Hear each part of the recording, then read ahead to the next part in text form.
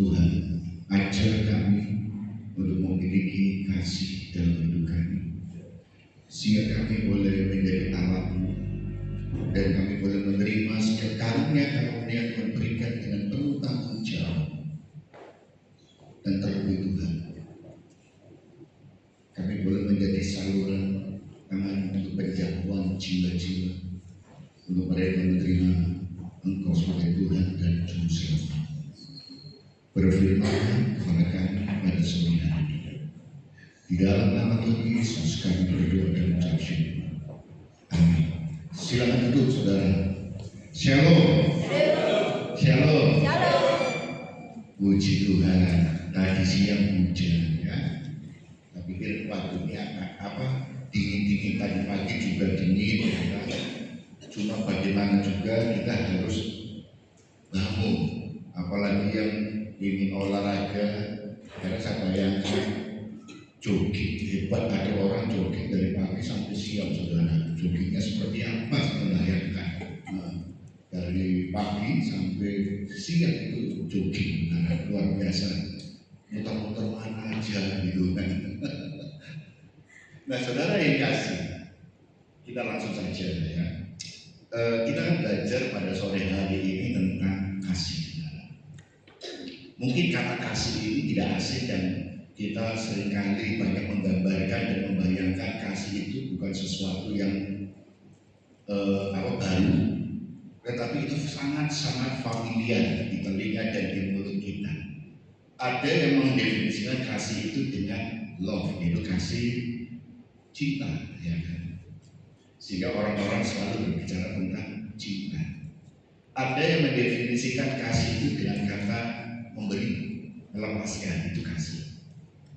Ada kasih itu didefinisikan dengan kata berkorban. Jadi pribadimu ya kalau kamu mengasihi ya kamu rela, ada kerelaan.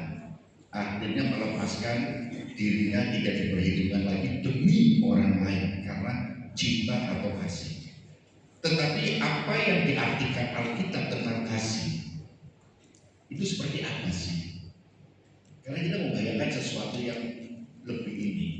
Nah, saudara, di dalam firman Tuhan yang akan kita bahas, terutama di dalam 1 Korintus pasal 13 ayat 13, dikatakan demikian. Demikianlah tinggal ketiga hal ini, yaitu iman, pengharapan, dan kasih. Dan yang paling besar di antaranya ialah kasih. Ternyata di dalam Alkitab itu nanti pada semuanya akan berkesudahan. Tetapi ada tiga hal yang penting di dalam hidup kita, yaitu iman, pengharapan, dan kasih. Nah, yang terbesar itu apa? Kasih. Oleh karena itu, saudara, kalau kita melihat kasih itu apa sih? Kasih itu sebenarnya adalah nilai tertinggi dalam kehidupan orang percaya. Kalau orang tidak punya kasih, maka akan sia-sia hidup. Hatinya hambar. Hatinya akan sepertinya apa? Hidup itu tidak punya sesuatu yang perlu kita lanjutkan. Seperti contoh adalah seorang pemungut cukai, ya kan? Si Markus pemungut cukai. Dia juga mengalami juga demikian. Ketika dia memiliki segala-galanya, tetapi ketika dia tidak punya kasih, maka hidup itu rasanya hambar. Mereka merasa hidup itu sendiri, tetapi ketika dia berjumpa dengan Tuhan dan dia menerima kasih Tuhan dan dia mau Tuhan Yesus mau menumpang di rumahnya, maka ada satu pembaharuan dalam hidupnya. Separuh hartaku akan aku berikan kepada mereka. Dan jikalau ada orang yang aku tipu, akan aku kembalikan 4 kali lipat. Ada perubahan dalam hidupnya. Nah, saudara, kemudian kita lihat yang kedua, iman, pengharapan, dan kasih adalah tiga nilai yang penting. Tapi kasih adalah yang terbesar. Jadi kalau kita memahami kenapa firman Tuhan dalam 1 Korintus pasal 13 ini ayat 13, iman kasih itu yang terbesar dibandingkan semua kalian, tapi tiga hal ini, iman, pengharapan, dan kasih. Orang percaya, orang Kristen patut beriman. Selalu kita hanya menonjolkan iman, dan iman. Selalu kita ditonjolkan tentang pengharapan. pengharapan di dalam Tuhan, pengharapan dalam kehidupan orang percaya selalu menentukan satu tawaran dalam arti sehingga menjadikan motivasi kita untuk kita hidup. Pengharapan apa? Mungkin kita punya pengharapan yang lain.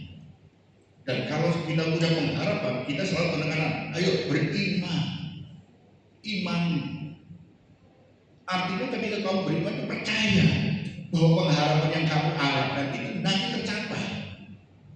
Tetapi kalau tidak punya iman, kalau tidak punya kasih, ya kan, kalau kita tidak punya kasih, maka apa yang kita harapkan sebagai motivasi kita, apa yang kita imani untuk mencapai itu, maka kita akan selalu berkata, buat apa?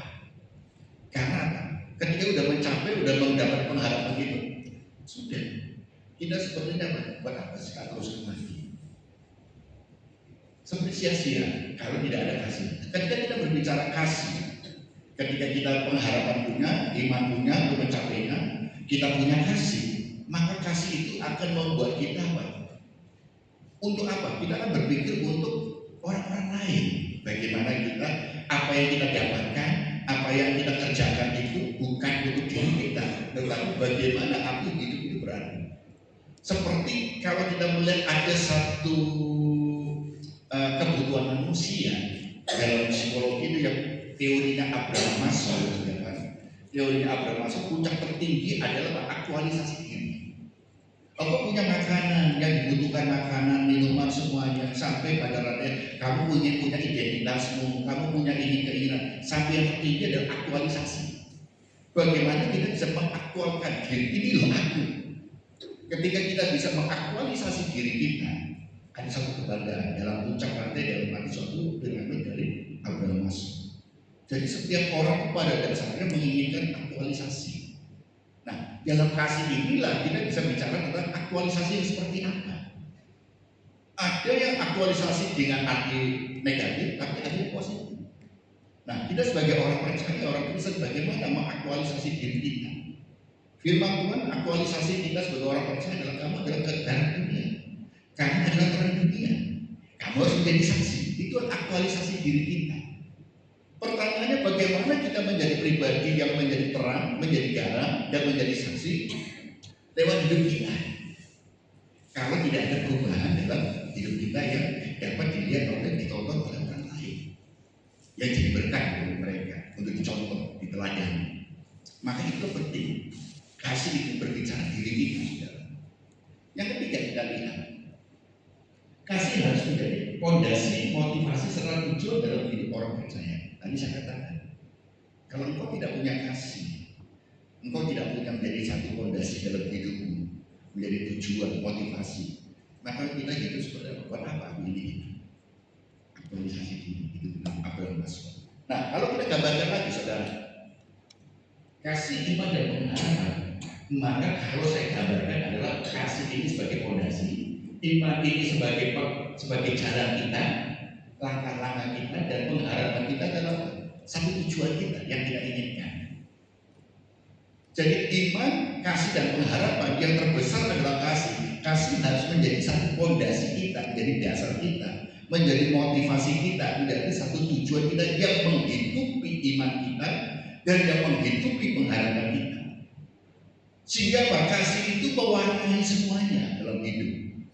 Maka yang kata tadi, kalau kita kasih itu mewarnai setiap keimanan kita, mewarnai setiap kehidupan kita, pengharapan kita, maka kita akan menjadi pribadi atau manusia yang seutuhnya, yang lahir baru, manusia baru, saudara. Karena apa? Kita hidup mengaktualisasi diri untuk apa? Menjadi berkat, menjadi terang, menjadi garam, dan menjadi saksi. Tapi kalau kita tidak punya kasih yang menerangi, yang mewarnai setiap iman kita dan pengharapan kita, maka aktualisasi diri kita itu hanya untuk apa? Untuk pamer. Maka terjadilah kalau kita lihat, ingatlah saudara, iman tanpa kasih, iman tanpa kasih kan, maka akan terjadi adalah fanatisme ekstrim dan radikalisme. Munculnya radikalisme karena dia selalu berbicara tentang keimanan. Iman itu berbicara sebenarnya iman itu adalah hubungan vertikal antara pribadi kita dengan Tuhan. Jadi kalau kita berbicara iman itu selalu dikonotasikan, diartikan dengan apa yang kamu inginkan, kamu imani. Jadi kalau kita menginginkan sebuah rumah, tapi kita tidak mendapatkan, orang akan katakan kamu kurang beriman. Kamu menginginkan sesuatu, tapi kamu ingin berdoa, kalau kamu sakit, kamu berdoa sembuh, berarti disebut orang beriman. Kalau tidak disembuhkan, tidak beriman. Keliru. Karena iman itu selalu berbicara vertikal antara pribadi kita dengan Tuhan. Tidak ada hubungannya dengan apa yang kamu minta. Tidak ada hubungannya dengan apa yang kamu inginkan. Karena apa yang kamu minta, kamu inginkan, itu adalah bonus Tuhan. Karena Bapamu di surga tahu apa yang menjadi kebutuhan kita. Jadi kita tuh apakah perlu kita minta? Minta, tetapi Tuhan sudah menentukan jalan kita. Tinggal apa? Kita ini mau mengikuti jalan atau tidak. Maka ada satu perdebatan antara doa. Apakah doa bisa mengubah rencana Tuhan? Rencana Tuhan itu ya dan amin, selalu terbaik untuk kita. Yang harus diubah itu adalah apa? Kita, pribadi kita yang berdoa supaya apa? Kita mengikuti jalannya Tuhan, supaya tidak keliru jalan. Jalan itu nggak bisa dibelok, nggak bisa diubah-ubah. Jalan Tuhan ya ke sini sudah. Tinggal kita mengikuti, ada pertigaan, aku mengikuti arah yang mana? Ikuti kehendak Tuhan, belok kanan. Kalau belok kiri, nyasar. Nah, sama seperti apa kita? Kita ikuti Google Maps, saudara. Google Maps itu kan kadang-kadang itu pun kalau kita kadang-kadang kita harus pertimbangkan. Karena Google Maps itu nyasar. Tapi kalau kita memang benar-benar nggak tahu, kadang-kadang kita ikuti. 200 meter belok kanan. Nah, 200 belok kanan, ya kan, belok kanan. Setelah 300 belok kiri. Ya, nanti setelah toko apa belok lagi. Nah, kita sampai. Kalau kita mengikuti petunjuk itu saya sampai. Ya kan, mengikuti petunjuk dan benar.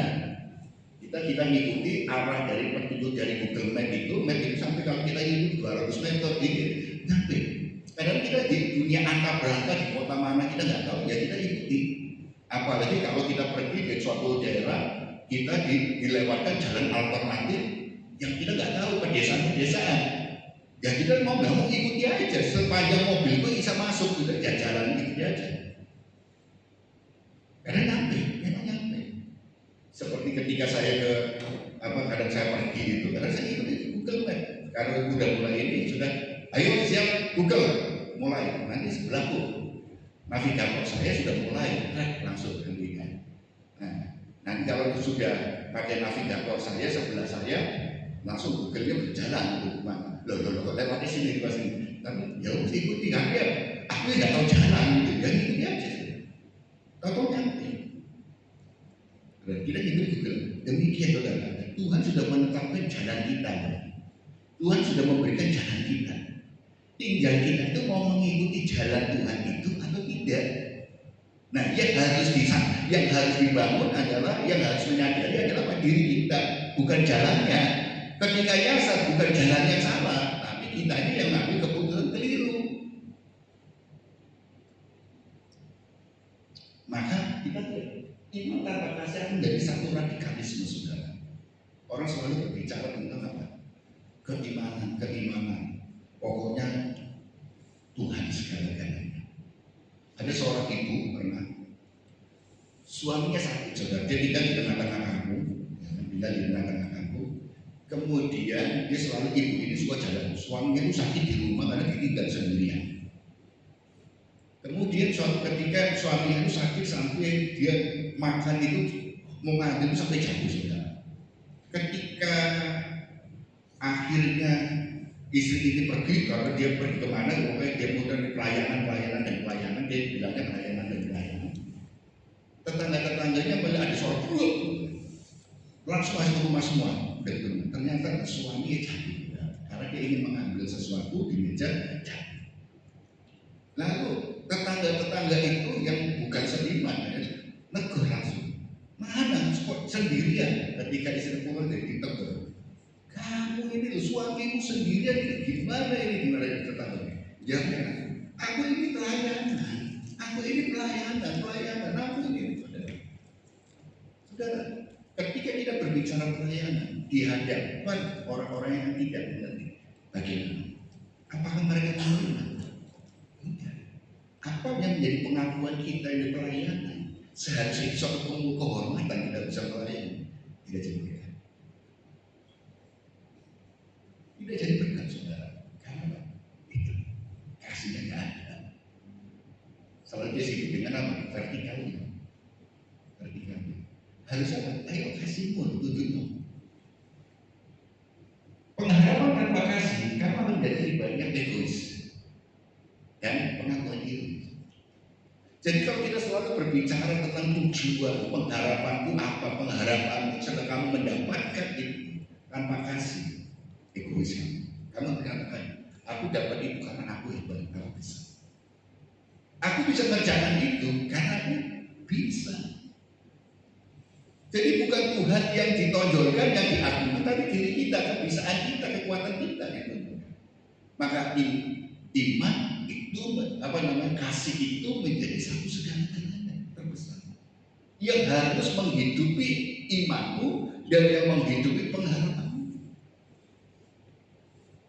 sehingga engkau akan menjadi pribadi yang selalu bersinar. Nah, ini kita lihat tentang definisi kasih.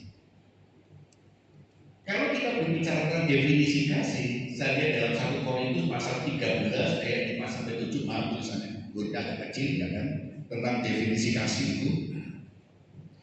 Kasih itu apa sih? Kalau kita lihat, mungkin bisa diganti dengan ini, mungkin bisa 1 Korintus pasal 13 ayat 5-7.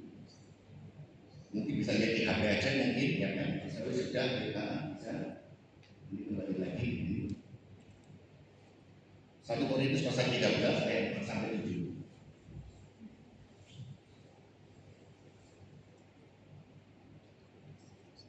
Nah, kita perhatikan 1 Korintus 13 itu definisi kasih. Kasih itu apa? Kasih itu sabar. Kasih itu murah hati. Ia tidak cemburu, ia tidak memegangkan diri dan tidak sombong. Ayo, 5. Ia tidak melakukan yang tidak sopan dan tidak mencari keuntungan diri sendiri. Ia tidak memarah dan tidak menyimpan kesalahan orang lain. 6. Ia tidak bersuka cita karena ketidakadilan, tetapi ia bersuka cita karena kebenaran. 7. Ia menutupi segala sesuatu, percaya segala sesuatu, mengharapkan segala sesuatu, sabar menanggung segala sesuatu. Jadi kesimpulan itu tentang definisi kasih itu, ternyata kasih itu berbicara tentang pribadi kita, karakter kita. Maka kalau kita berbicara aku di dalam dia dan firman-Nya ada dalamku, ya kan, tidak ada ini, maka itu adalah kasih. Sehingga kalau kita berbicara definisi kasih sebenarnya perubahan sikap hidupmu itu, pribadi itu kasih. Jadi kalau apapun kamu punya talenta, potensi, semuanya segala sesuatu, tapi nggak punya kasih, karakter, ya kan? Kita berbicara tentang karakter itu, ya kan? Perubahan hidupmu, pembaharuan hidupmu, maka sia-sia. Jadi kasih itu sebenarnya berbicara tentang siapa dirimu itu. Siapa aku? Bagaimana kita bersikap? Bukan berbicara apa aku yang berikan, tidak, tetapi dari hidupku ini yang harus kita berikan. Jadi kalau kita melihat tentang kasih, definisi kasih sebenarnya tentang sederhana, saudara. Bagaimana kamu hidup? Hiduplah itulah yang disebut dengan kasih. Tidak cemburu. Kasih itu apa? Sabar, ada sikapmu dalam ini. Apa yang ada dalam hidupmu, perubahan dalam hidupmu, itulah kasih. Maka saya katakan, definisi identitas kita adalah kasih. Identitas kita adalah terang, garam, dan harus menjadi saksi. Bagaimana kita menjadi garam dan terang dan menjadi saksi kalau hidupmu tidak bisa diteladani? Maka kalau kita berbicara tentang teladan, maka kita punya kasih. Kristus katakan tentang berbicara tentang kasih, hal mengasihi, kasih kepada Tuhan dengan segenap hati, segenap jiwa, juga pikiran, dan tenaga semuanya, dan kasihilah sesamamu. Artinya tidak bisa kita pisahkan kasih kepada Tuhan dan kasih kepada sesama. Itu adalah satu paket, saudara. Tidak ada yang lebih besar. Kasih kepada Tuhan berbicara tentang iman, saudara. Kita mengasihi Tuhan, vertikal. Tetapi kasih kepada sesama itu berbicara bagaimana kau mengaktualisasi dirimu ketika Tuhan, engkau mengasihi Tuhan di dalam hidupmu, itu terpancar di dalam kehidupan sehari-hari. Dari teladan. Maka itu yang harus kita berbicara adalah kasih itu sebenarnya bukan berbicara aku memberi apa dan bla bla bla sebagainya, tapi hidupmu itu yang harus diubah. Itu kasih. Sehingga kalau firman Tuhan tinggal di dalammu, itu ada mengubah sikap hidupmu. Jika firman Tuhan itu tinggal di dalammu, maka akan munculkan hidupmu yang berubah menjadi berkat. Ketika Roh Kudus tinggal di dalammu, maka yang terjadi adalah ada satu buah roh yang muncul dalam hidupmu. Dan itulah yang disebut dengan karakter. Kalau engkau berbicara tentang kasih, kasih itu adalah karakter. Kalau kita berbicara tentang siapa aku apakah aku mengasihi, maka karakter itu muncul. Sehingga orang benar-benar dirimu Tuhan. Ketika mereka melihat dirimu, maka mereka seperti melihat Tuhan. Karena Kristus ada dalammu. Kita ada dengan satu hal itu menyambung. Maka ketika orang melihat diri kita, dia seperti melihat Tuhan. Karena apa? Terpancar dalam hidup kita. Ada perubahan Tuhan itu nyata dalam hidup kita. Nah, saudara yang kasih, mengapa kasih lebih besar dari iman dan pengharapan? Yang pertama, kasih itu dasar dari segala karunia. Kalau saudara membaca dalam 1 Korintus pasal 13 ayat 1 sampai 3 di sini dijelaskan, sekalipun aku dapat berkata-kata, ya kan? Sekalipun aku dapat berkata-kata dengan semua bahasa manusia dan bahasa malaikat, tetapi jika aku tidak mempunyai kasih, aku sama dengan gong yang berkumandang dan canang yang gemerincing. Sekalipun kau bisa berbahasa malaikat, bahasa manusia, kalau kau nggak punya kasih, seperti apa? Gong atau canang yang bergemincing, nggak ada artinya. Selanjutnya ayat 2. Sekalipun aku mempunyai karunia, ya kan? Sekalipun aku punya karunia untuk bernubuat dan aku mengetahui segala rahasia dan memiliki seluruh pengetahuan, dan sekalipun aku memiliki iman yang sempurna untuk memindahkan gunung, tetapi jika aku tidak mempunyai kasih, aku sama sekali tidak berguna. Engkau akan hanya pamer, engkau hanya akan akhirnya sombong. Kamu punya karunia harus sombong. Berapa banyak kita mendengar banyak pendeta-pendeta kamu punya karunia bla bla bla, jatuh hidupnya. Karena apa? Kasih perubahan hidupnya. Gak ada guna. Berapa banyak kita melihat, mendengar berita orang-orang yang punya karunia Tuhan pakai luar biasa dalam hidup layanan, tapi hidupnya akhirnya jatuh. Artinya apa? Karunia itu tidak ada satu korelasinya dengan apa? Berbicara tentang kasih. Karunia itu adalah pemberian. Jadi itu hanya Tuhan untuk memberi siapapun. Tidak ada hubungannya dengan apa? Bagaimana kamu hidup di hadapan Tuhan. Tetapi Tuhan memberikan karunia itu karena apa? Itu prerogatifnya Tuhan. Karena karunia itu apa? Kasih karunia Tuhan. Kamu gak boleh protes. Tetapi buah roh itu adalah apa? Hasil satu pergumulan kita, proses hidup kita, sehingga boleh menghasilkan buah. Jadi kalau kita bicara karunia itu pemberian Tuhan. Kamu bisa berbahasa-bahasa lidah, kamu bisa berbuat, kamu bisa itu karunia. Tetapi tanpa ada buah perubahan hidupmu, kasih yang ada dalam dirimu, maka nggak ada gunanya. Justru itu akan membuat kita itu merasa diri kita itu hebat.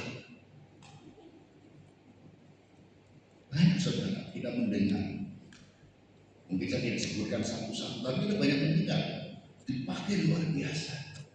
Kemarin saya mendapat satu kiriman artikel yang ditulis oleh teman ya kan, dia pernah saya undang di sini. Dia selalu menulis, seorang tokoh penulis buku ya kan, buku-bukunya itu sangat memberkati.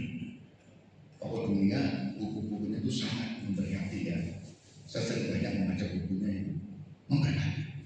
Tetapi ketika saya kemarin dua hari yang lalu kalau nggak salah, 2 hari pas yang lalu, dia mengirim, kemudian saya membaca dari opini dia dan dari tanggapan dia tentang satu kasus ini. Ternyata dia baru dia mengakui sebenarnya, di balik dia punya karunia, dia menulis menjadi berkat semuanya. Ternyata dia punya simpanan selingkuhan itu sangat banyak sekali. Tokoh dunia, menulis buku-buku rohani. Kemudian dalam diskusi itu saya dengan teman itu, dia katakan, bagaimana Pak? Apakah kita tidak boleh membaca buku-bukunya? Ketika dia dari hasil itu bukunya sudah ditulis, kemudian dia baru mengaku bahwa dia ini selingkuh, punya selingkuh. Teman saya, apakah kita tidak boleh buku-bukunya kita buang semua? Tidak boleh gitu. Katakan, ya jangan. Buku-buku itu memberkati kita. Kita sudah diberkati buku-bukunya karya. Tuhan pakai dengan hikmat Tuhan menulis. Itulah karya. Dan ketika itu memberkati kita jangan buang buku-bukunya itu. Yang merusak dia itu apa? Hidupnya dia sendiri, perbuatannya dia. Jadi kalau boleh benci, dia ini karena apa? Karakternya saudara. Kasih dalam hal kehidupannya itu tidak.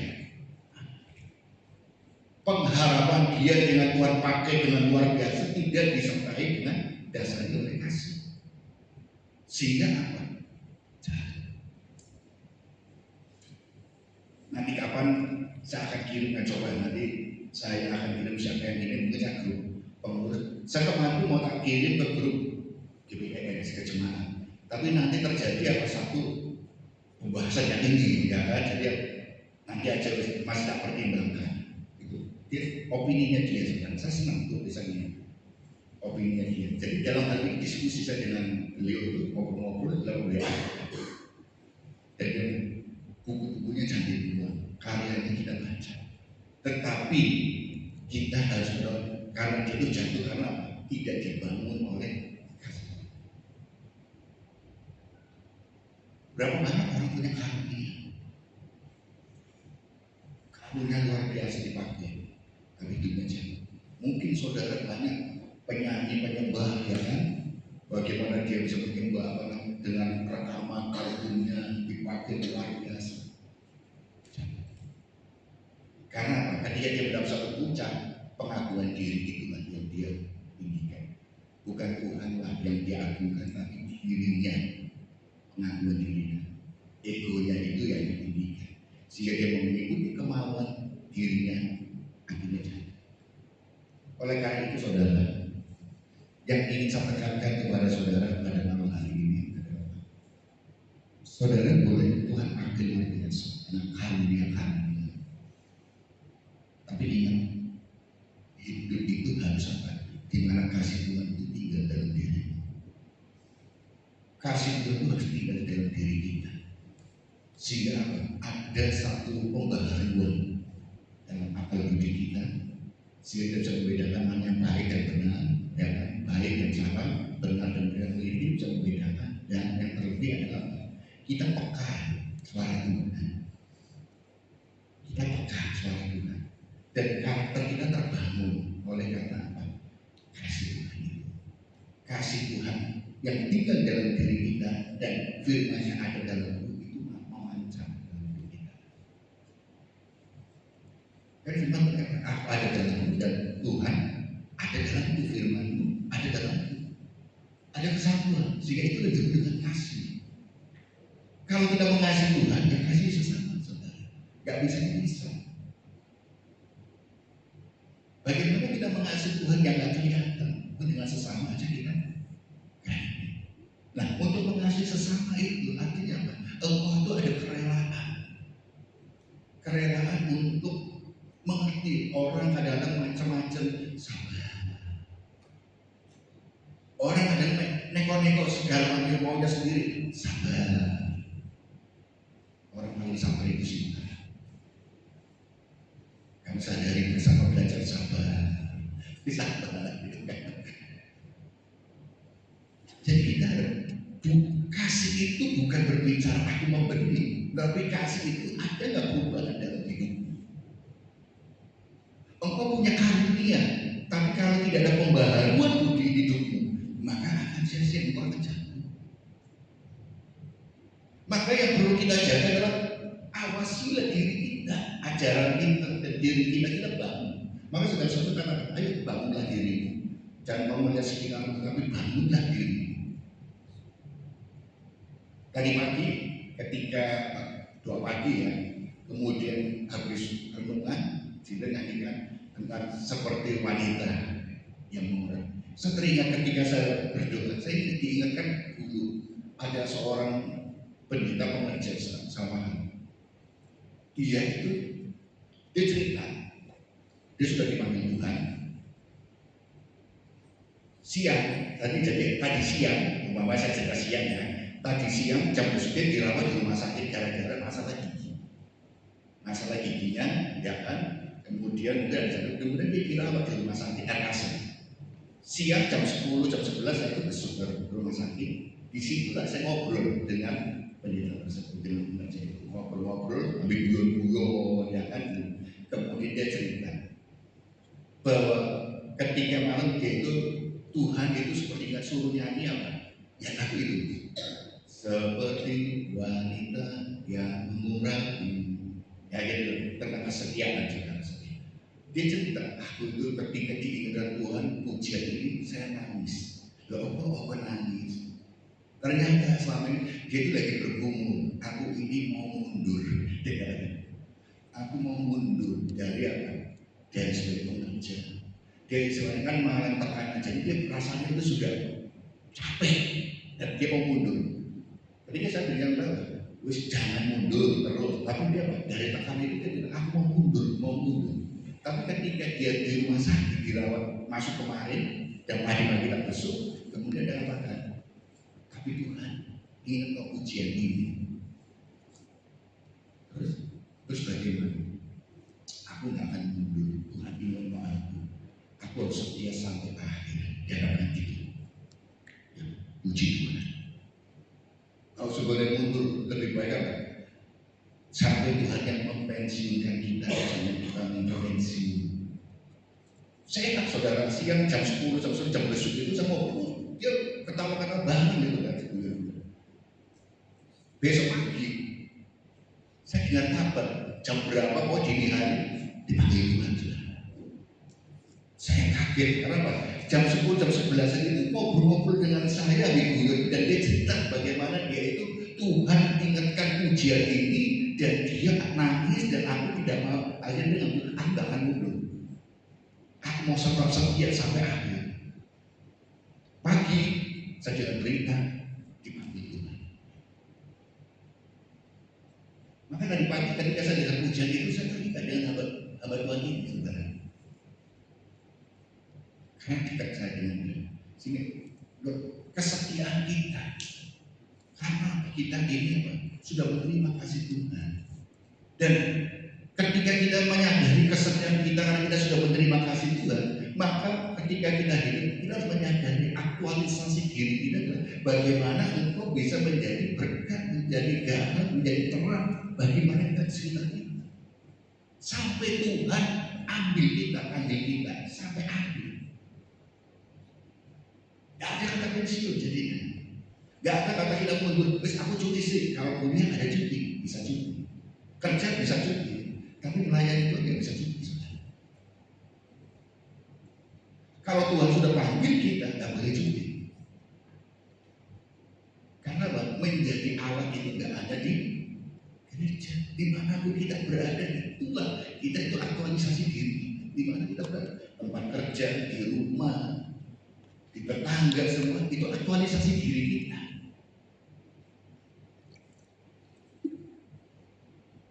Yang kedua, kasih. Kasih itu melampaui pengetahuan. Di dalam 1 Korintus pasal 13 ayat 8 sampai 9. Kasih tidak berkesudahan. Nubuat akan berakhir, bahasa roh akan berhenti, pengetahuan akan lenyap, sebab pengetahuan kita tidak lengkap dan nubuat kita tidak sempurna. Kita boleh mengajar ilmu S1, S2, S3, silakan. Tapi pengetahuan yang kau dapatkan ini belum sempurna. Nanti akan muncul pengetahuan baru. Mungkin saat ini aku pegang teori ini, tapi nanti berubah lagi. So, jelas kok. Dulu kita diajar kok. Dulu kita diajari tentang ketika maraknya gadget itu kan, mungkin ini ada, saya menjadi psikolog. Ya. Dulu teori yang lama itu nyatakan teori itu kata berapa usia tahun, berapa tahun anak itu boleh pegang gadget. Hanya perdebatan, ya kan? Intinya apa? Anak itu jangan pegang dulu, misalnya gitu, anak kecil nggak boleh pegang handphone dulu, nggak boleh. SMP perdebatan, ya kan, masih perdebatan. Yang pasti SD nggak boleh, SMP masih perdebatan. Tapi ketika pandemi kita lihat HP papanya, sampai papanya nggak bawa kerja, guna untuk apa? Demi apa? Anaknya sekolah, belajar, ya kan, belajar daring, saudara. Jadi papanya itu mengalah handphone tidak dibawa kerja, tapi untuk sekolah anaknya yang SD, saudara. Sehari-hari akan gadget terus sampai akhirnya kebablasan setiap hari gadget, maka jadi generasi stroberi, banyak yang anti sosial, saudara. Dunianya dunia maya, saudara. Tapi apakah kita anti dunia maya? Itu sangat, karena ini perkembangan dunia, kita harus ikuti itu. Tetapi dampak negatifnya kita harus minimalisir. Bagaimana? Itulah tugas kita. Meminimalisir dampak negatifnya. Tetapi dampak positifnya, ayo kita tekan supaya mereka itu dapat perubahan itu. Dengan adanya teknologi luar biasa terbangun ketika pandemi, akhirnya gereja-gereja melek teknologi semua. Dulu anti, saudara. Ada yang mengatakan handphone handphone itu yang ada firman Tuhannya, yang kan sabda itu nggak boleh, itu ada yang bilang itu sesat, itu setan segala macam, banyak hal, saudara. Tetapi akhirnya apa? Terjadi semua di kalangan. Terus kemudian banyak teknologi IP segala macam, jujur sangat membantu orang mahasiswi buat tugas itu berpegangan pada pengetahuan teknologi. Saudara, ketika makanya dulu kita ngerjain ini, kita cari referensi, kita cari buku-buku, saudara, di perpustakaan, jadi segala macam. Sekarang enggak, searching aja di library dunia itu kita dapat semua buku-buku referensi. Kemudian kita bisa tentang jurnal, artikel-artikel, kita tinggal searching aja dapat semua, saudara, referensi semuanya. Kemudian kita ingin tahu bagaimana kita sebagai dosen ini apa plagiatnya, seberapa persen, dalam macam bisa pakai Community, bisa kita cek langsung berapa persen gitu kan. Saudara, ini adalah teknologi dan kita tidak boleh anti. Tetapi saudara, kalau engkau nggak punya kasih, pengetahuan yang kamu dapatkan, ilmu yang engkau miliki, engkau akan gunakan untuk apa? Untuk memperkaya dirimu sendiri. Egois, menipu orang, menekan orang, bukan untuk apa? Mencelakakan mereka, tetapi untuk menipu mereka semuanya. Untuk apa? Untuk diri. Jadi kita punya pengetahuan itu bukan untuk kita implementasikan, kita mungkin kita bagikan ke semua orang, kita menjadi pribadi-pribadi yang mempraktikkan pengetahuan itu untuk kesejahteraan, tetapi justru dengan pengetahuan yang kita miliki dan mereka banyak orang yang tidak ngerti, justru kita ingin menekan dan menindas mereka. Makanya iman, kasih, kalau kita bicara pengetahuan ataupun pengharapan tanpa ada kasih, maka engkau akan menjadi pengakuan diri. Sebab pengetahuan kita tidak lengkap dan kuat juga tidak sempurna, saudara. Jadi jangan berharap engkau punya kekuatan apa ini yang sempurna, enggak kekuatan. Nanti jangan berpikir engkau Tuhan kasih karunia itu akan permanen, enggak permanen. Karena itu kasih karunia itu pemberian. Yang memberi sangat bilang sudah gitu. Jadi jangan berpikir Tuhan pakai orang itu dengan karena karunia itu Tuhan berikan untuk apa? Melengkapi pelayanan gereja, saudara. Karunia Tuhan berikan kepada gereja umat yang jemaat untuk memperlengkapi pelayanan di gereja ini sehingga gereja ini bisa hidup, saudara. Bukan untuk mengagungkan diri, bukan kebanggaan diri, enggak, tapi untuk melengkapi sang pelayanan. Yang ketiga, saudara, kasih itu menutupi kelemahan. 1 Korintus pasal 3 ayat 11 katakan, ketika aku kanak-kanak, aku berkata-kata seperti kanak-kanak. Kata seperti. Aku merasa seperti anak-anak. Aku berpikir seperti anak-anak. Ya. Sekarang sesudah aku menjadi dewasa, aku meninggalkan sifat kanak-kanak. Ketika kita memiliki kasih, ya kasih dalam hidup kita, ada perubahan dalam hidup kita memahami bahwa tidak semua orang itu memiliki kemampuan yang sama, standar sama. Manusia tidak ada yang sempurna, ada yang punya kelemahan demi kelemahan, dan kita akan selalu hidup kita untuk jadi garam, jadi terang, dan menutupi kelemahan orang kita, menutupi kelemahan pasangan kita, menutupi saudara-saudara kita kelemahan, bukan menutupi utang, tapi kelemahan pribadi kita. Setiap orang tidak ada yang sempurna, ada kelemahan, kita bisa memperbaiki. Maka kalau kita berbicara tentang kelemahan, maka kita ada firman Tuhan kata seorang kata saling. Manusia tidak ada yang sempurna. Ketika kita ingin menutupi kelemahan orang ini pasangan kita adalah diberikan Tuhan memberikan teman hidup kepada kita sebagai apa? Pendamping, ya kan? Kemudian kita penolong, ya kan? Semua jadi apa? Ada satu gambaran saling membantu.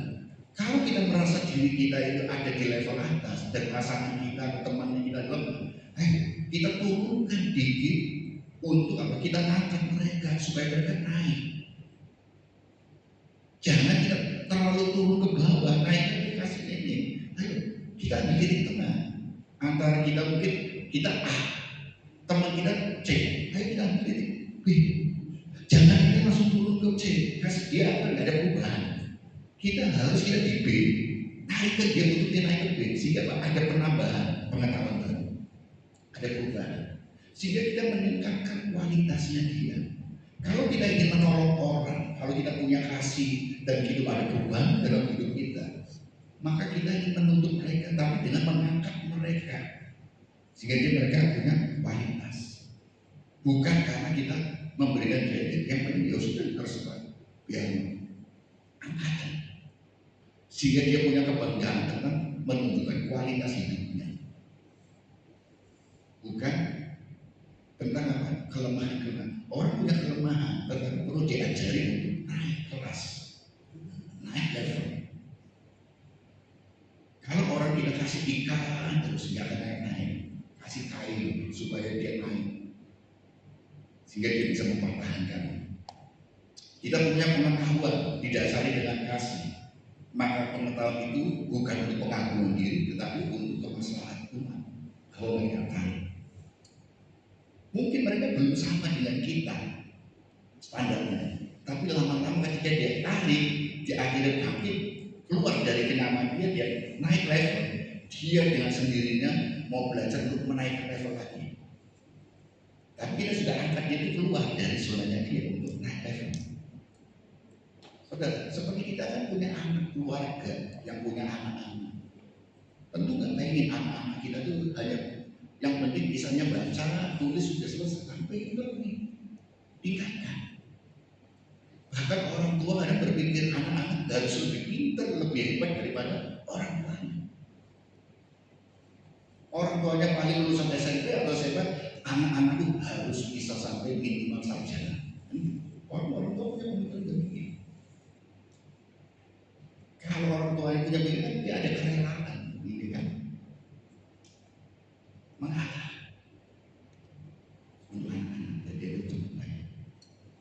Saudara yang dikasih Tuhan Yesus Kristus, oleh karena itu, ketika engkau memiliki kasih dan menutupi kelemahan, engkau akan selalu berkata, aku seperti tidak sama, tapi seperti.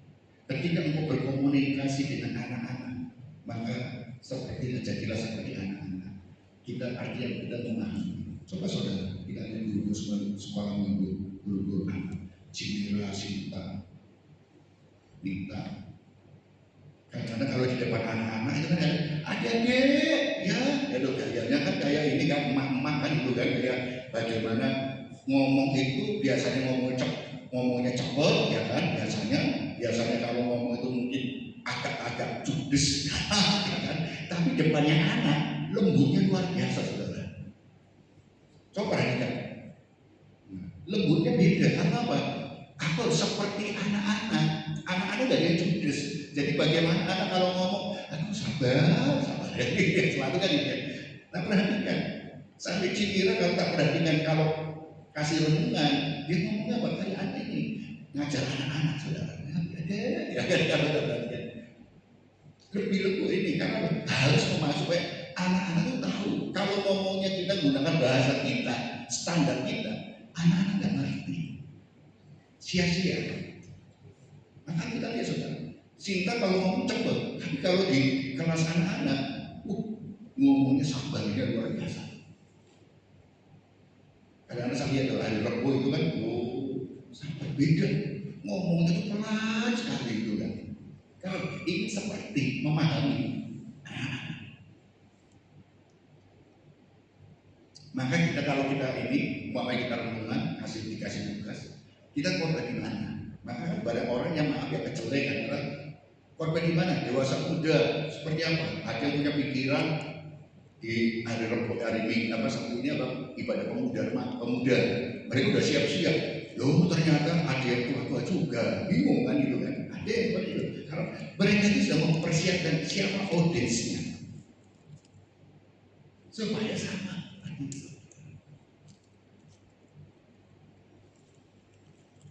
Dan di kalangan GBPC itu hampir sama. Pernah saya diundang ibadah di apa? Ibadah kaum muda. Ibadah kaum muda saya ingat kaum muda Yakoban saudara. Bayangan saya kaum muda itu apa? Yang muda-muda itu kan. Saya santai, saya pakai baju kan. Ternyata tua-tua juga semua saudara. Pernah saya isi ibadah raya, ibadah umum, orangnya sama antara ibadah pemuda dengan ibadah umum sama. Jadi dia bingung, sudah wis begini. Dan yang lucu pernah saya bukan di Yakotan Panjang. Saya naik motor saudara. Karena saya kan nyantai, karena masih misalkan khotbah santai. Jadi naik motor. Ketika perempatan, saya kan agak pernah itu 2 sebulan itu naik motor. Dia itu buru-buru motong jalan saya sampai kerecut langsung. Dia juga berhenti kaget terus dia maki-maki saya saudara. Saya pakai helm terus maki-maki saya saudara. Matamu bos macam kata-kata ini. Aku diem saudara. Kemudian dia langsung jalan karena dia buru-buru mungkin. Kemudian saya di belakangnya, saya ikuti saudara. Dia lihat kemudian dia berhenti. Aku yang ikuti apa? Berhenti juga. Kok ini ikuti mau marah dengan aku kan? Terus kemudian dia masuk. Saya juga ngobrol, saya turun sepeda motor, saya rapi-rapi. Kemudian dia lagi doa persiapan. Ternyata dia pemimpin pujian saudara. Pemimpin pujian. Jadi ketika dia masuk mau buru-buru langsung ke demo ini, aku masuk saudara. Naik motor lagi saya masuk karena pakai dasi. Melihat saya dimaki-maki ternyata pengkorbannya, pendetanya, langsung dia tuh nangis saudara. Langsung dia mendekat. Wah, minta ampun dia. Apa? Saya ada pura-pura nggak tahu. Tadi aku sudah marah-marahin bapak, saya maki-maki bapak gini. Wah langsung. Jadi dia itu ketika dipuji canggung akhirnya, kan saya diam aja. Dia pertama pikir apa? Saya itu ngejar dia. Tak pikir bapak itu ngejar aku mau marah-marah. Enggak, saya ketawa. Loh aku mau korban di sini bu, gitu kan. Jadi hati-hati. Kalau kita punya kasih, itu melekat dalam diri kita. Itu melekat. Karena kasih itu berbicara dalam karakter kita. Nah, saudara, ayo kita belajar bersama-sama kelemahan orang. Kalau kita menyadari bahwa orang di sekitar kita yang tidak ada yang sempurna, maka kita ngapain kita tuh untuk mereka untuk sama dengan kita. Tapi kita harus turun angkat dia untuk ada di tengah kita, supaya dia itu nanti berubah untuk meningkatkan lagi. Sebagai refleksi, saudara, coba saudara baca bersama-sama Amsal 3 ini. Ayo kita baca bersama-sama Amsal 3 ayat 3 sampai 2, 3.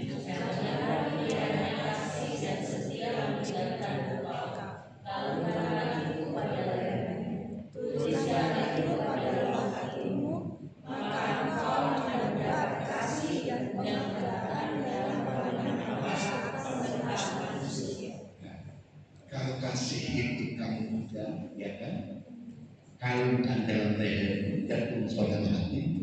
Gak usah bingung, engkau akan mendapatkan penghargaan dari pandangan dan manusia. Jadi jangan lihat sekitarmu, lihatlah dirimu bagaimana kamu mengubah. Jangan menuntut orang berubah, tapi ayo bangunlah dirimu untuk berubah. Jangan salahkan orang lain, tapi ayo lebih baik kita membekali dan kita memperbaharui hidup kita, memperbaharui supaya kasih tetap kita kalungkan. Akhirnya apa?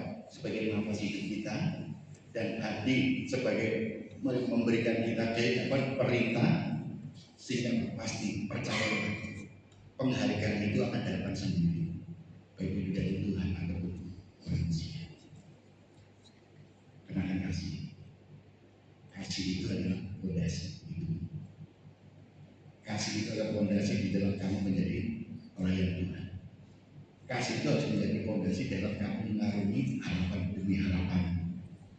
Kasih itu harus menjadi satu fondasi di dalam kamu keimanan kepada Tuhan. Maka itu akan memperbaiki hidupmu, dan penghargaan itu akan bertemu baik dari Tuhan dan dari sesama. Percayalah, karena ini firman Tuhan, bukan kata-kata hikmat dari manusia, tapi ini adalah firman Tuhan. Dan firman Tuhan itu adalah dia yang ada. Itu pasti yang terjadi. Amin. Mari kita berdoa.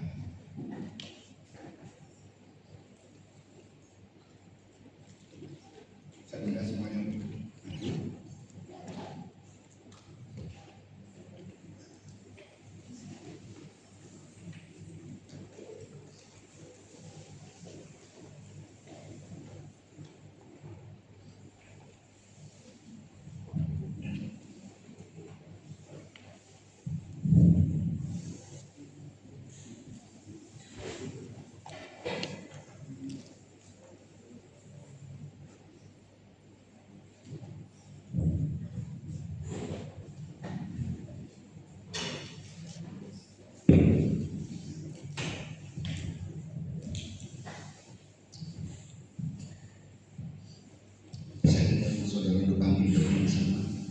Kita akan ujian kasih yang sempurna telah menerima dari Tuhan, bukan karena kebaikan kita, tapi semua karena kasih karunia.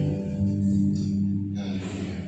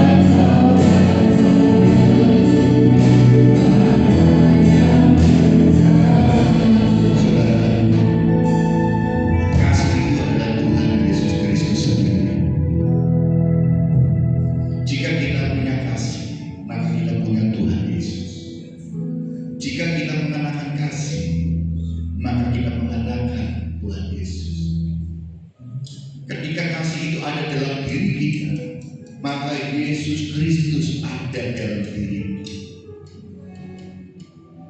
Kasih tidak menuntut, kasih itu sabar, kasih itu lemah lembut, tidak berdendam. Kasih bukan berbicara tentang apa yang kita berikan ataupun cinta, tetapi kasih itu adalah pribadi yang sudah menyatu dengan Kristus. Aku Tuhan di dalam dirimu, dan firman Tuhan menyatu dengan kita. Kita ada di dalam Tuhan dan firman-Nya ada dalam diri. Itulah kasih. Dunia ini melihat kasih itu lewat kehidupan. Identitasmu adalah garam dan terang dunia, maka memancarlah mereka semuanya. Kenakanlah kasih, kalungkan kasih, dan taruh di hatimu. Maka engkau tak perlu mencari penghargaan untuk pengakuan pujian dari orang lain. Tuhan yang akan memberikan penghargaan kepadamu, dan sesama manusia juga akan memberikan penghargaan. Arumi 2026 telah mengatakan kasih, tetap hidup di dalam kasih untuk menjadi teladan untuk mereka semua. Jalani hidupmu dengan kasih lewat perubahan hidupmu. Karakter boleh terpancar, buah roh boleh nyata dalam hidupmu, sehingga dunia boleh melihat engkau adalah pribadi yang berkualitas dalam hidup. Ketika dunia sekitar kita melihat dirimu, dia sedang melihat Tuhan yang ada dalam diri. Keberadaan kita belum jadi cermin bagi Injil, sehingga mereka boleh melihat Tuhan di dalam cermin itu. Saudara, mari kasih itu selalu nyata dalam hidup. Mengasihi Tuhan dan mengasihi sama kualitas, dan kenakanlah itu dalam hidupmu. Maka engkau 2026 akan mendapatkan penghargaan demi penghargaan. Tuhan akan memberikan penghargaan kepada berkat dan promosi dalam hidupmu, dan sesamamu akan menghormatimu dan menghargaimu dan memberikan penghargaan kepadamu, karena engkau adalah pribadi yang sudah menjadi garam dan terang dan saksi cermin Injil dalam hidupmu. Berkati saudara kami semua, berkati semua. Terima kasih Tuhan, terima kasih. Di dalam nama Tuhan Yesus kami berdoa dan mengucap syukur.